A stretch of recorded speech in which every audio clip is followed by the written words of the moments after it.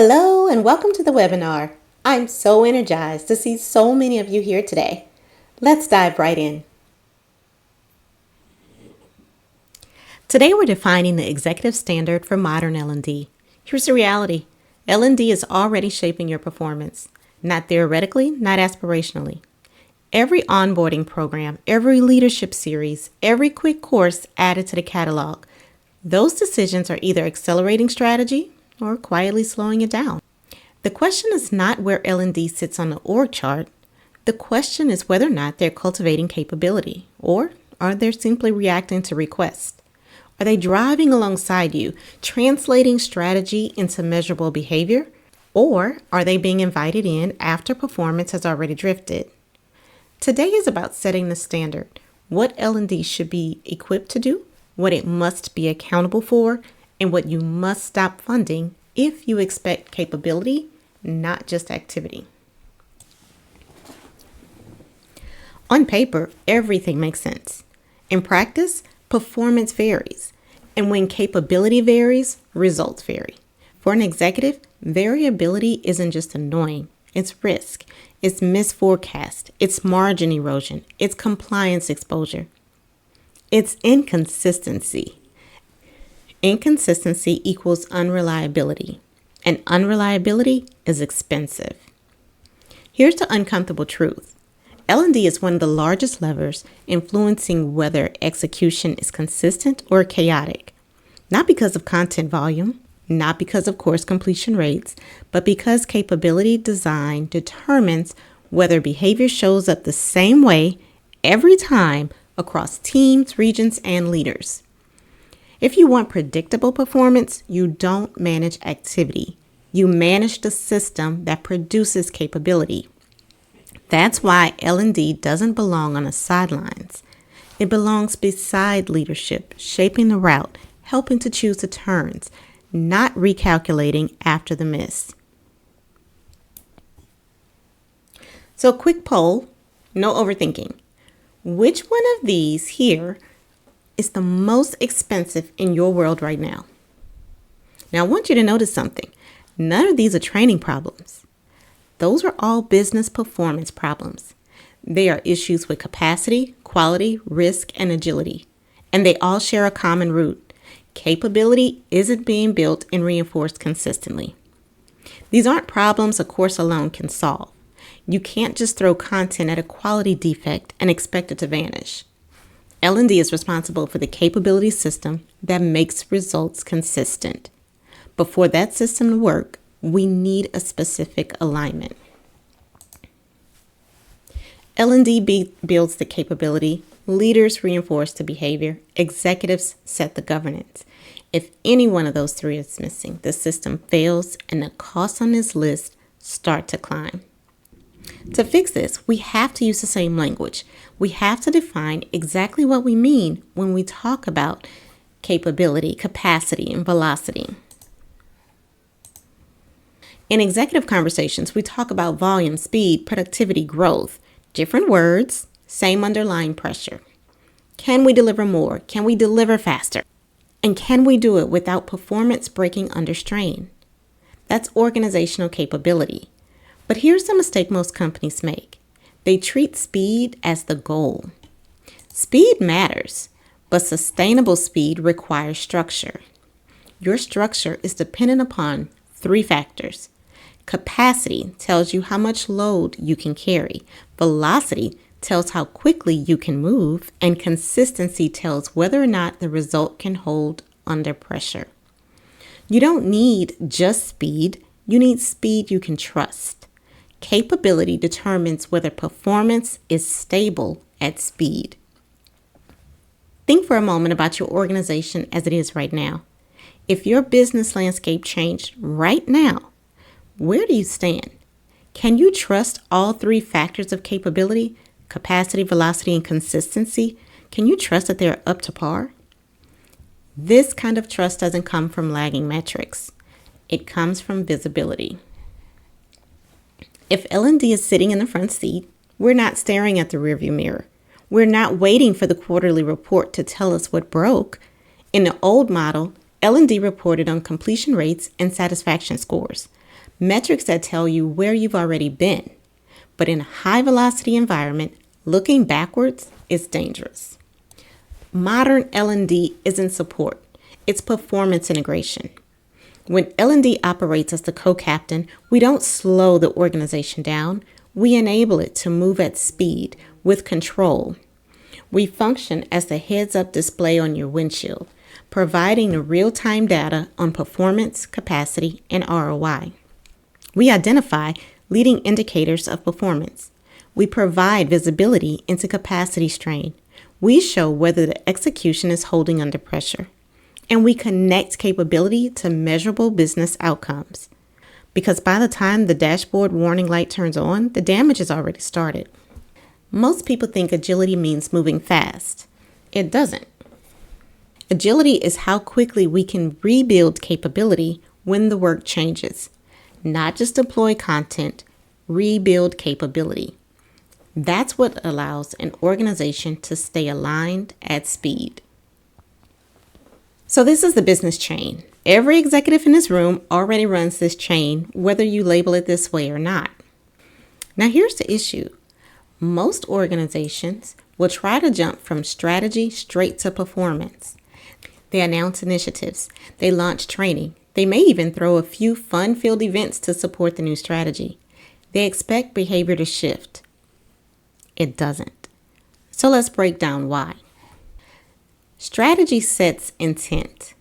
Capability determines whether that intent translates into repeatable execution. Not whether it's inspiring or whether it's been communicated, but whether it's operationalized. Behavior is where execution shows up.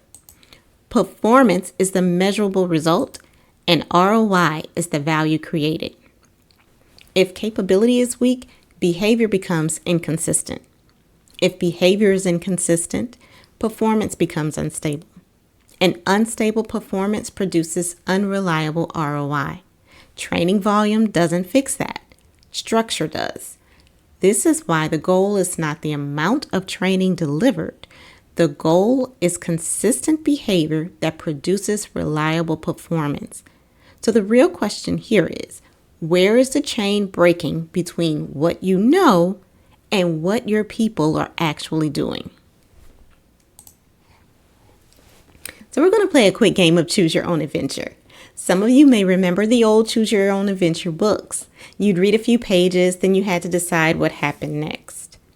You turn left at page 42, open the door, page 87. Oops, you made a wrong choice, game over. We're going to play a version of that right now. Look at these headlines here. One of these is currently keeping you up at night, or it's about to. Pick the one that would trigger the fastest, most visceral reaction in your world, whether it's from the board, your CEO, or a major regulator. Just pick one and hold it in your mind. This is the moment where holding L&D in the back seat will fail you, because when these headlines hit, the conversation changes instantly. And here's what the board won't ask. They won't ask, did they complete the training? How many hours did they attend? Did they like the program? That's not how executive accountability works. Here's what they will ask. How did we not see this coming? Who owned prevention? What early warning signals did we miss? What did we fund that didn't move outcomes? These aren't training failures. They're capability failures. And when capability fails under pressure, it becomes your business failure. When the board asks these questions, they aren't looking for a course catalog. They're looking for the co-captain who was supposed to be watching the indicators. There were no early warning signals. There was unclear ownership. Capability drifted until it became visible. The executive move in that moment is never do more training. The executive move is, what do I demand immediately to regain control? If that boardroom headline you chose hit tomorrow, you wouldn't ask for a new course. You demand control, and control shows up in very specific ways. First, you demand a clear definition of good. Not generic competencies, not values on a poster, clear, observable behaviors, a performance standard that can be inspected. Secondly, you demand a manager reinforcement plan, because if managers aren't coaching and inspecting consistently, capability decays. Third, you demand weekly leading indicators. You're not looking for quarterly summaries anymore, not annual engagement scores. You'd want an early warning dashboard that tells you whether capability is drifting. Fourth, you demand governance clarity. Who owns prevention? Who has decision rights? What's the cadence for review? And finally, you demand workflow friction fixes. Where are the blockers? What is slowing execution? What is forcing people to work around the system instead of within it? These are not nice to haves. These are your navigation tools. This is how you keep capability on course before it drifts into a business failure. Most organizations treat these as support activities, but if L&D is operating as your co-captain, these aren't extras. They're the instruments on your dashboard. They're how you maintain control at speed. This is how you regain control. Now, even the best strategy can't move if the vehicle isn't tight. Performance doesn't fail because you ran out of fuel. It fails because something structural is loose. These are the 6 predictable points where capability loses traction. When these are tight, you move at speed with control. When they're not, you can pour in training all day and still go nowhere. So what you just demanded, those clear standards, reinforcement, leading indicators, governance, they all protect against these 6 breakpoints. First one, standard unclear. We often assume everyone knows what good looks like, but if 5 managers define good in 5 different ways, you don't have a standard. And if the standard isn't observable, it isn't manageable. If your team can't describe the winning behavior in observable terms, they're guessing. Number 2, workflow friction. This is where you've trained them on the right way, but the software, the tools, or the internal red tape makes it nearly impossible to do it. The workflow wins every time. Practice missing. Capability is built through repetition. If the first time your team performs a new skill is in front of a customer, you aren't executing strategy, you're running a live experiment with your revenue and gambling with your brand. 4 is reinforcement gap. Without coaching and inspection cadence, you get short training bump, then regression back to old behaviors. Behavior does not sustain without reinforcement. Signals blind. Most executives are driving using only a foggy windshield and the rearview mirror. By the time a lagging KPI like revenue or quality defects move, the capability has been drifting for months. You won't see the crash until it's already happened. And finally, governance weak. This is about ownership and decision rights. If no one is accountable for sustaining the skill or capability, the system drifts. Without governance, you have random acts of training instead of a performance system. If no one owns the capability, it will decay. Now, when L&D operates as a co-captain, these breakpoints are monitored and tightened early. When they're ignored, you can fund learning all day and still not move a single business outcome. And here's the real cost. You don't just lose training hours. You lose time to proficiency. You lose quality. You lose trust. And you lose the ability to pivot. That's when small cracks become boardroom headlines. When the system is weak, you don't just feel it, you pay for it. You see it in longer time to proficiency, rising defects and rework, in customer friction, compliance findings, leadership inconsistency, and in slow pivots when the market shifts. These aren't separate issues, they're signals. They're the cost of capability that isn't holding under pressure. And when those signals surface, most executive teams instinctively move toward one of 3 responses. They either say retrain, replace, or wait. But when the underlying system is weak, these aren't solutions. They're temporary reactions and expensive gambles. If the standard is unclear, retraining won't create clarity.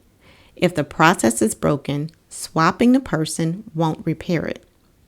If governance is weak, waiting only increases drift. So the issue isn't which reflex you choose. The real question is whether your system can sustain performance under pressure. That's the real stress test. The point isn't blaming the reflex. It's replacing reaction with navigation, early indicators, clear standards, and owned reinforcement. If your immediate go-to is to retrain, you'll get a short bump, then regression. Replacement fails when standards and reinforcement aren't clear. You'll simply rotate people through the same broken conditions. And weight fails when you're only watching lagging KPIs instead of anticipating the leading KPIs. Retraining someone inside of a broken workflow is a waste of capital, and the weight reflex is the most dangerous. It's like driving at 80 miles per hour while only looking in the rearview mirror. This is why the board doesn't ask about training completions. They ask about prevention, leading indicators, and ownership, because this isn't a training problem. It's a capability, reliability problem that becomes a business problem for your entire organization. If these reflexes are failing, the first step to regaining control isn't adding a new program, it's cutting the waste. The board is asking about ROI and prevention, but if your budget is still built on activity, you're just funding training-shaped holes that remain outcome empty. We have to stop funding the work that we already know won't move the needle. Funding activity without signals is like driving without the instruments.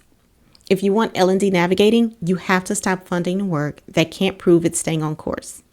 Select one of these activities that you will eliminate within your organization today. Not 3, just 1. If you don't stop funding at least one of these today, you are signaling to your entire organization that busyness is an acceptable substitute for results. Every dollar spent on a ghost training or a fire and forget initiative is a dollar diverted from your actual strategy. Real navigation starts with clearing the deck of what we already know doesn't work.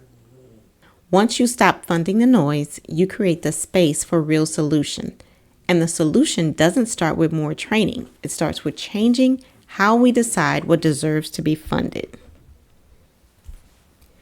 If you want to move L&D from just riding along to steering and helping navigate, stop searching for a better course.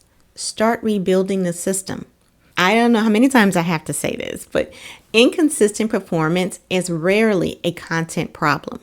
It's an operating model problem. Content works when the infrastructure makes application inevitable. So when rebuilding this system, you have 3 levers. The first is governance. It's the authority to steer. It gives L&D the mandate to allocate time, budget, and attention towards the organization's most highest priority strategic bets. Without it, every stakeholder request becomes urgent and nothing will stay aligned. The second is capability flow. Now, this is your route. It's the mechanism that turns knowing into doing directly inside the workflow.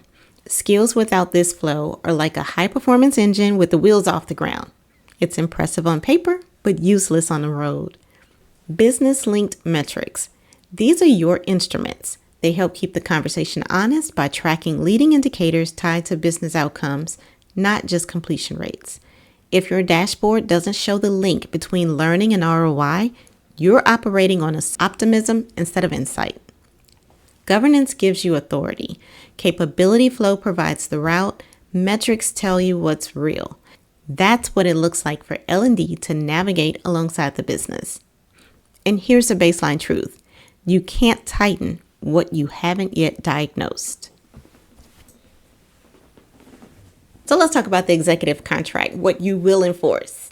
So pick one, not 2 nor 3, not someday, not tomorrow. Just pick one that you will commit to today. This is how you activate the co-captain role. You change the approval rules for what gets funded in L&D. So from this quarter forward, no observable behaviors, no launch. No manager reinforcement plan, no go live. No leading indicators, no success claim. No defined performance problem, no intake. No governance priority, no funding. This is about tightening your standards. When you change the approval rules, you're changing the operating rhythm. And when the rhythm changes, capability begins to stabilize. That's how performance becomes reliable. This is how you allow L&D to navigate, not by hoping for better outcomes, but by enforcing better inputs. Pick one standard that you will commit to enforcing starting now.